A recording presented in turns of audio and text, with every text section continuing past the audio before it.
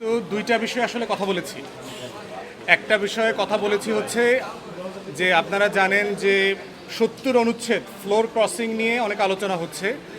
জনগণের জন্য একটু বলছি যে ৭০ অনুচ্ছেদ বলতে বোঝানো হয় সংসদ সদস্য দলীয় ব্যানারে নির্বাচিত হবার পরেও সেই দলের দলীয় প্রস্তাবনা অথবা বিলের বিপক্ষে কোনো সংসদ সদস্য ভোট দিতে পারবেন কি না, পারলে কোন কোন ক্ষেত্রে পারবেন, এই জিনিসটাকে বলা হচ্ছে ফ্লোর ক্রসিং অথবা হচ্ছে ৭০ অনুচ্ছেদ।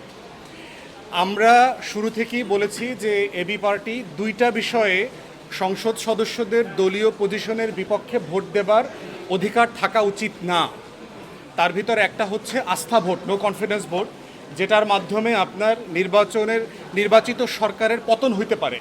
এবং আপনারা আগের যারা ঘটনাগুলোর কথা মনে আছে, 2004, 5, 6 100-150 এমপি কেনাকাটা হবে, তারা অন্য দলে যোগ দেবেন এবং নো কনফিডেন্স ভোটে হারিয়ে দেওয়া হবে, এরকম চেষ্টা হয়েছে। 54-এর সংসদেও আমরা এই ঘটনাগুলো দেখেছি। তো সেই জায়গাতে আমরা বোধ করছি যে নো কনফিডেন্স ভোটের ব্যাপারে দলীয় পজিশনের বিপক্ষে যাওয়া উচিত না।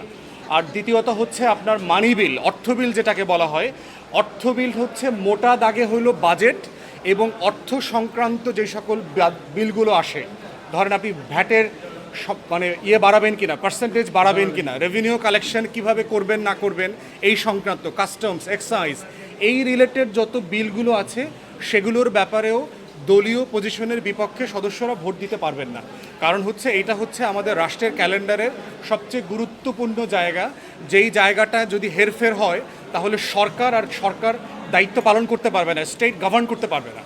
এই দুইটা বিষয়ের বাইরে এবি পার্টি মনে করে যে কোনো বিষয়ে সংবিধান সংশোধন বলেন, জাতীয় নিরাপত্তা ইস্যু বলেন, যে কোনো বিষয়ে সংসদ সদস্যদের ঘরে বাইরে, দলের বাইরে, সংসদে পজিশনের বিপক্ষে কথা বলবার অধিকার থাকা উচিত এবং সেটা না থাকলে যে ডেমোক্রেটিক প্র্যাকটিস আছে সেই অভ্যেসটা লঙ্ঘিত হবে, বাধাগ্রস্ত হবে।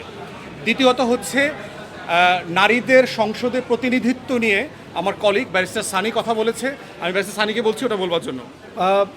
এখানে প্রস্তাবনা দেওয়া হয়েছিল যে 50টা যে সংরক্ষিত আসন আছে এটাকে 100-তে উন্নীত করা এবং সরাসরি ভোটের মাধ্যমে।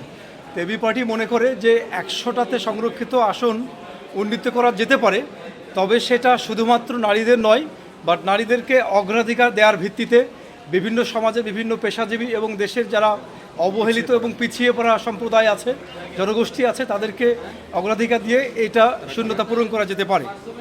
এবং এখানে নির্বাচনের কিভাবে হতে পারে যে তারা একটা ঘূর্ণায়মান পদ্ধতির কথা বলেছে, তা আমরা মনে করছি যে কিছু কিছু জিনিস আইডিয়া আকারে, কনসেপ্ট আকারে ভালো মনে হলেও এটা বাংলাদেশের কম্প্যাটিবল না, বাংলাদেশের উপযোগী এখনও না।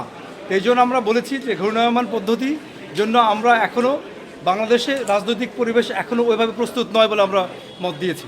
ধন্যবাদ।